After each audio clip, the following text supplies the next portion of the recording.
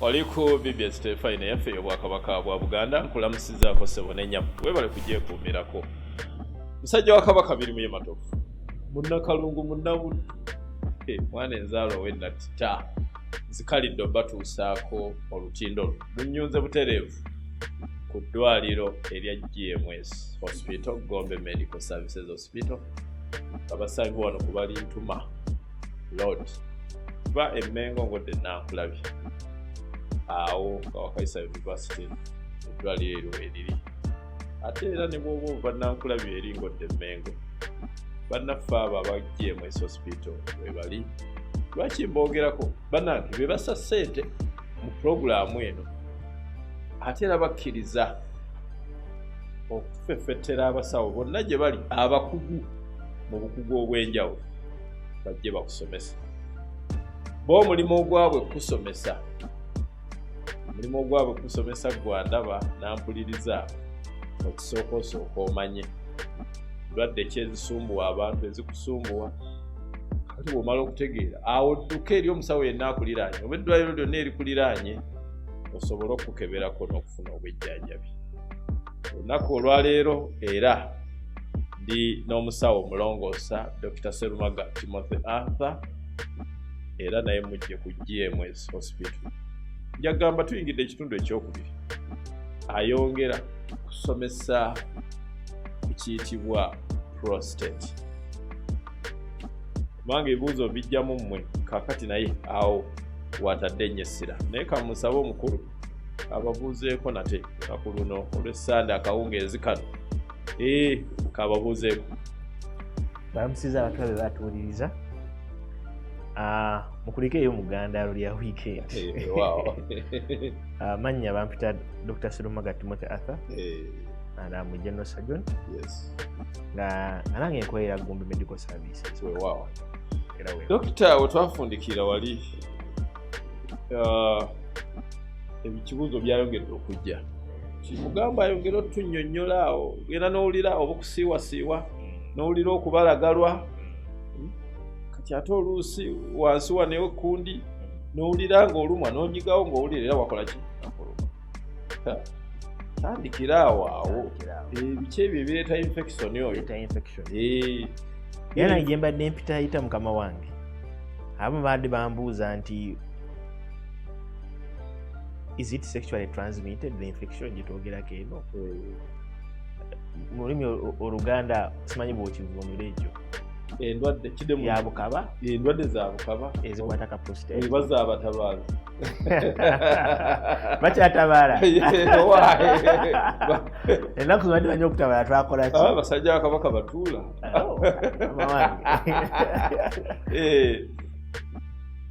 obulwadde obutera okukwata prostate yes gye tuyita prostatitis si ndwadde ya bukaba si ndwadde y'abatabaazi edda mukama wange kubanga obuuka bwe tufuna mu kutabaala tebusobola kusigala mu musulo obuuka obufunibwa mu bikolwa ebyokwegatta tebusobola kusurvivinga mu musulo tegera mukama wange so prostate eno nga ina bagambye akaseke kava mu kawago kayita muki mu makati gaayo nekakkire kale kusobola okujja mu buki busajja obulwadde obutera bwe tukatera okufuna bwe buba mu musulo obuzibu mukama nti wali atonda ekitonde ekisajja yakola nga emmundu efulumya eki yemu ne munda eyo system yeeyawula emu negenda mu kawago okujjayo omusulo endala ate nekkirira wansi mu magi okujjayo ki enkwaso sisitimu ezeyawula ki munda omwo wadde wane okufulumya omuwaata gwe guki gwe gumu ontegeera Katonda ye bwe yakola ebintu kama bwatu bwe yatukola naye naye alayika yagezaako okukekkereza mu bitundu mukama nsonyiwa naye God is the best designer yes era nga kisinga obulungi ye mukama wange kati obuuka buno obutera okukwata prostate buba mu musulo ontegeera mukama wange singa omuntu abaawo nga tafukafuka buli kaseera kugogola kugogola omusolo ogubera ngubeera omwo yekuniza n'ogenda mu bayigo mu kayigo wakyafu ye mukama wange n'asiba n'obeera mu mmotoka otya okuyimiriza takisi obukyafu kubanga obuka buno busobola okuva bwino bukola ki ne bwambuka ontegera mukama wange ate obuzibu nti wona bwolina obuniro buno owulira obunyonyogera obugeragira munda bwe tojja kutegera buli mu kaseke buli mu prostate tosobola kikola ki kyawula olwolumu kowulira akapiini olya nga akayisa akakukanzembwe kati obuka bwe ntera okuva mu bukaba butera kukwata luseke butera kukwata ki kyetuyita urethritis ontegera ate bugenda nga bweyongera bujja kukirira wansi ofune kibayita okiditis mu nsigo ontegera buno oba prostate butera bvamu ki musulo naye waliwo kyetuyita honeymoon syndrome mukama wange empeta katukomaawo naye nga abatera okugendako okubagatta batera okugendako mu honeymoon kati omu bagenda mu bikolwa ebyo mu honeymoon ne bakola ebikolwa ebyo ate enkirininga nebeera nga si yamuki si yamulembe ebyentamu ewulira gusoose wanje mukama wange kati okakana nga bakiddinganye nga netuse kukola ki tunaabakokko ontegeera jjukira secretion zize zibeerawo mu kikolwa ekyo nawe obuka buzaagala mmere yaabwo ontegeera ate jjukira tuba twambadde panti ne biki engoye z'omunda ezo pakeji yonna tupakeginga wamu bituyana wamu eki ebunaayira ontegeera kati entuyo ziba zitambula naddala mu bakyala zitambula zidda ebweya ne ziddako ontegeera kati obuuka obwo bwebusanga nga teweekirininze bulungi wadde olumu butandika okwagala okugeza okuyingira mundu okulya ku mmere eyo ebadde efulumayo okakala buyinza okugenda mukaki mukawago era abamu mu honeymoon syndrome batera ofuna UTI ontegera so obuwuka buno obukwata akawago butera bva muki mumusulo ate era wonaalwala obuwuka obwo ate ekyewuusa kyekino nako ekazimba nekagaana okufuluma obulungi okufuuyisa obuki obulungi omusulo ogenda kweyagama muki munda ate nakyo kiyinza okweetako okuviiramu obuki obuwuka ate nabwo ne bukayingira kwegamba wekalwala kasoboleeta obuwuka kubanga omusulo bwati butambula bulungi obuwuka bugenda mu musulo nabwo busobola okukalwaza ekibuuzo kibanga najje nankoko kyekyaso ye mukama wange so yensonga ki tugamba abantu nywa nnyo amazzi fukafuka nnyo fuyisa nnyo bakwogereko yagendagenda nnyo mu kayigo kirungi nnyo nywa nnyo ofuyise nnyo ekyokubiri mu bitundu ebiki mu bifo ebiyonjo si buli woosanze ontegeera awo enyini dokita kankibuuzi ye mukama wange waliwo ne mugenda mu buyigo naddala obw'abantu abangi ye mukama wange muli mu kivulu bifo eby'abantu abangi n'ogenda mu buyigo naye abantu bali mu kufuuyisa musimbye layini awo naye owulira kwegamba omusulo naawe omiraamira oguwulira ne mu maaso environment ogiwulira eyina bwenkoseza tandika n'okwefumitiriza omukyalo oba omwana omuwala ate ye asitamye kuba akendeeza ku height yogerawo kaawo awo ngenda kwogerawo tuyinza odaivatingamukko fe ngaabasajja mukama atutonda nti tuyimirira netwetengerera netuweereza watabirawo kontakiti yonna bikusamukira biki yourself wayinza obutawunya bulungi bulungi naye kasita banga tutuyimirira naye buzibu abakyala nti ate bo bakola ki bakakana ate bakakana bwe batandika okufuyisa bisambuka bidda ki so abakyala yensonga bafuna nnyo obuzibu era bafuna nnyo endwadde y'omusiro kizibu nnyo osanga omukyala atafunangawo ku ndwadde naye te abasajja osobola okufuna togifunangako kubanga ffe nga yenagambye oluseke luwanvu nnyo ekisooka nti obukadde bwe bwagazaako okuyingira oba bukyatambula nga tuddamu ofuyisa ng'ofulashinga naye omukyala kati kankuwa ekyokulabirako nti akaseke kaffe kumpi kali centimeters nga 13-15 obuwanvu. Wow. Kenkanakana kumpi ne kalula k'omuseeti zino ez'abaana. Yes. Ak'omukyala centimeters 2. Manya gundi inches 2 ze centimeters 5. Halfway hours. A third. Bwe kati. Ate akafe kali n'amaka amakoona. Kali akaawe. Kampi bwe kati kali straight. Emikisa mingi. Ye mukama wange. So mu bakyala tugamba nnyo bagende mu bifo ebiki ebiyonjo. Abaami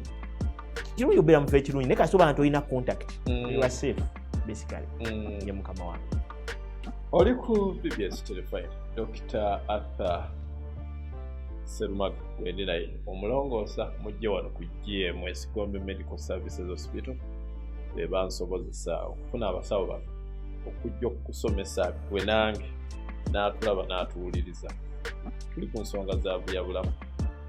ensonga za prostate zayogerako. Prostate nyinza okugaa nti afuuse prostate naye weewaawo tugira tugaziyamuko okujjawo embeera y'okuteebereza. Naye mu byonna ekisinga obukulu buuza bannange kulaba basawo, mugende mu malwaliro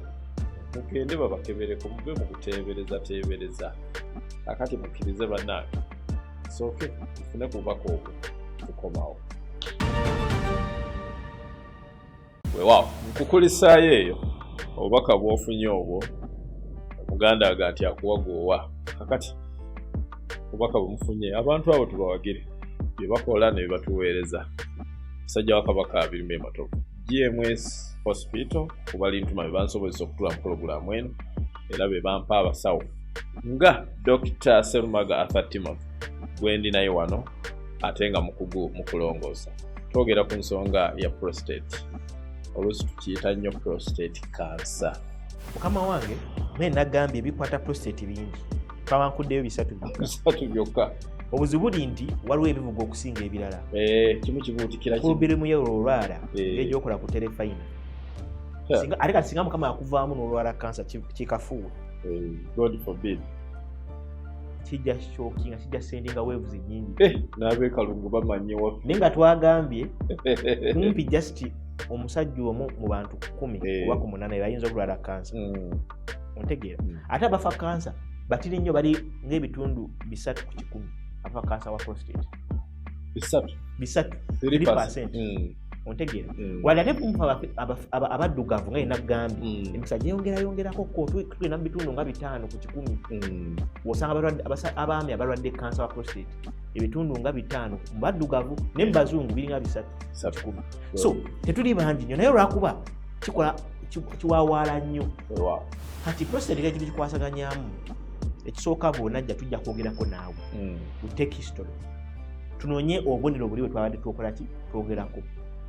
Obubonero obwo butuyambako ebintu bya mirundi 2. Ekisooka bitubuulira olwadde bubonero ki, bubonero bwa prostate oba si bwa prostate. Banguza banga olwadde bulwadde just nshu otegeera obuzibu bulimu obuki obukante tebunayingira mu prostate. N'obubonero bwonna bunga olabye bwonna bufaanaganamu ngera ninayogedde. Otumala okwogerako naawe kitugenda tubuulira obubonero buno bukumazeeko emirembe kyenkana ki. Bwe tujja ku kintu kya prostate banga ninagambye waliwo ebitali kansa ne kansa mu prostate. Engeri gye kikosaamu mu bulamu bwo it is very important. Otegeera mukama wange ku malaria ujjanga olwadde malaria oba kukosa mu bulamu batakukosa tumujjanjaba. Prostate olumu oli ayinza obadde obubonero naye tebukosa nnyo bulamu bwe mu kiseera ekyo ye mukama wange. Ate omulala nga ye agirwadde naye nga ye takyasobola nakukola ekintu kyamugumbu ffe gye tuli. Kati tumala okwogerako naye tufuna history oyo buki bulungi tukebera. Enkebera ya prostate waliwo ey'okukebera eya bulijjo kukwatakwatako. Ontegeera netwanakebera tukozesa ku byuma baka tekinologiya yakola ki yajja netwanakebera ey'omusaayi. So enkebera ya mirundi emeka 3. So esooka enkebera tujja kukeberako ku lubuto kuno. Olumu osanga omusajja nga azze n'agamba nti mukama wange sikyasobola kufuka omusulo gwesibye nga kawo kakoze eki kajjudde. Okitegeeza tulina kugezaako kujjanjaba prostate tulina okurelivinga ki obstruction eyo ey'omusulo afune engeri gyekola ki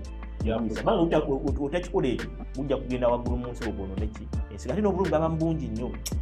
waliwo ajjanga olwedde avaamu omuki omusaayi nga tolina kugeza kujjanjaba prostate tuyitaga omusaayi ogwo tugulegera okukola ki okuvaamu so tujja kukeberako ku lubuto prostate engeri tugikeberamuko tulina ne exam era gye tukola gye tuyita rectal digital exam nti olumu tukozesa akagalo tuyita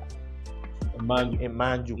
banga engeri gyosobola ogikwatakwatako giwulira yageze kyenkana ki kituyambako ate n'olumu kituyambako n'okugezako okwawulako kansa si kansa si ekisalawo naye olumu waliwo obubonero bwokwatako n'owulira nti kana kufuna engeri gyewulikkamu eno empulika gyewulikkamu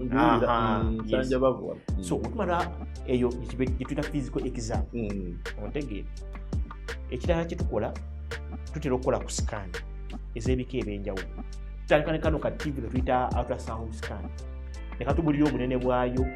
n'olugalo luno luba lwatubuliddeko ngeziyegezeemu naye scan eyo yeri mu definitive ebit nekubulira nti egeze kyenkana bwekiti prostate ennamu teteyasukka miruzi 3 eteyabeera wansi wa miruzi 2.3 singa prostate erandika okusukka miruzi 3 netandika okusukka 4 eba egezi ng'enagambye esobola okugejja obugejja tetwayise BPH nesobola n'okugejja ng'erina kansa ate ekyewunsa si buli alina kansa prostate nti erina egejje olina obeera okola scan yabika ng'eryo ki nomu ontegeera kansa kitegeeza nti olina kansa bwenkuba ekifaananyi otuukako ontegeera mukama wange biri so okuba ekifaananyi ng'ofaanana nga bw'okola ki kati singa tulabanga scan eno ka TV kano ne ka TV ne assessment eno obubonero si bwa mulembe nnyo olumu tujjako akasaayi kati prostate eno erina akasaayi kezaala kabeeramu musaayi tukayita prostate specific antigen akasaayi ako mu muntu owa bulijjo tekalina sukka 4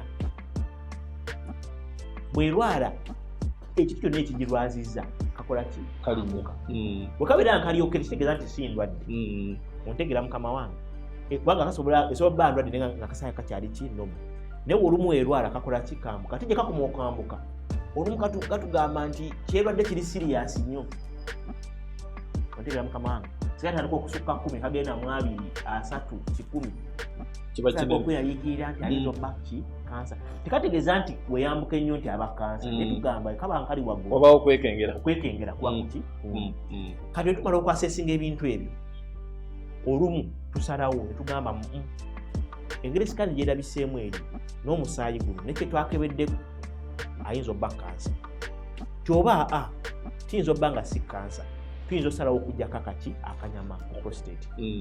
kyekyo kitera okusembera banga akanyama kajja tubuulira ddala kyolwo kansa oba si kansa n'olumu okusinza ku video mu sikaani ne mu musaayi nebikyo oyinza ogamba